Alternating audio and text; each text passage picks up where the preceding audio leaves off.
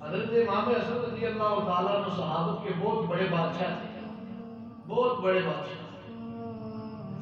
شہنشاہ صحابت تھے۔ تیری نسل پاک میں نہ بچہ بچہ رو رہا، اگر آپ کی بارگاہ میں کوئی مانگنے والا آ جاتا تو کبھی خالی واپس نہ جاتا، اس کی جولی کو بار بار واپس بھیجا کرتے تھے۔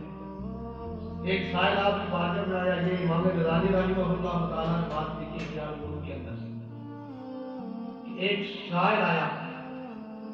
مانگنے والا آپ کی بارگاہ میں آیا اور ایک درخواست لے کر آیا، لکھی ہوئی درخواست تھی وہ لے کر آیا کہ جو کچھ اس کے اوپر ضریر تھا، تو آپ رضی اللہ تعالیٰ نے وہ درخواست پڑھی ہوئی اس سے لی، بغیر پڑھے فرمایا تیری ساری ضروریات میں پورا کیا جائے گا، تیرے جتنے کام ہیں سب کو پورا کیا جائے گا، ہر ایک چیز ادا کی جائے گی۔ تو حاضرین میں سے ایک بندہ اٹھا، یہ بھی ہے معاشرے کے اندر اگر کوئی بندہ کسی کو کچھ دے تو حسد کرنے والے بھی بڑے ہوتے ہیں، کہتے ہیں کہ یہ اس کی جگہ مجھے مل جائے تو یہ زیادہ بہتر تھا۔ حسد کرنے والے بھی اللہ حسد کرنے والا جو ہے نا نیکیاں اس کی ختم ہو جاتی ہیں، کسی سے حسد نہ کرے، جس کو جو عطا ہوا وہ اس کا اپنا نصیب ہے، اس کی اپنی قسمت ہے۔ تو آپ رضی اللہ تعالیٰ نے حضرت امام حسن نے وہ درخواست نہیں پڑھی، بغیر پڑھے فرمایا کہ تیری ساری ضروریات کو پورا کیا جائے گا۔ حاضرین میں سے ایک بندہ اٹھا اور عرض کرنے لگا کہ اے نواسہ رسول، آپ نے درخواست پڑھی بھی نہیں،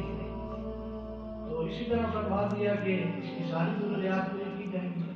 آپ درخواست تو پڑھ لیتے ہیں۔ فرمایا کہ بندہ خدا سن، جتنی دیر تک میں درخواست پڑھتا، اس کاغذ کو دیکھتا، اس کے اوپر نظر مارتا،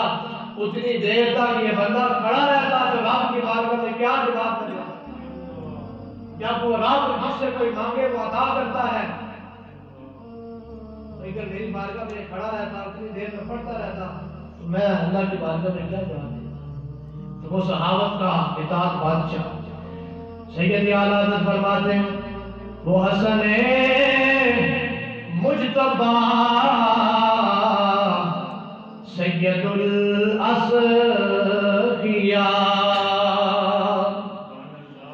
سبحان اللہ سارے آپ وہ حسن مجتبی سید الاسقیاء،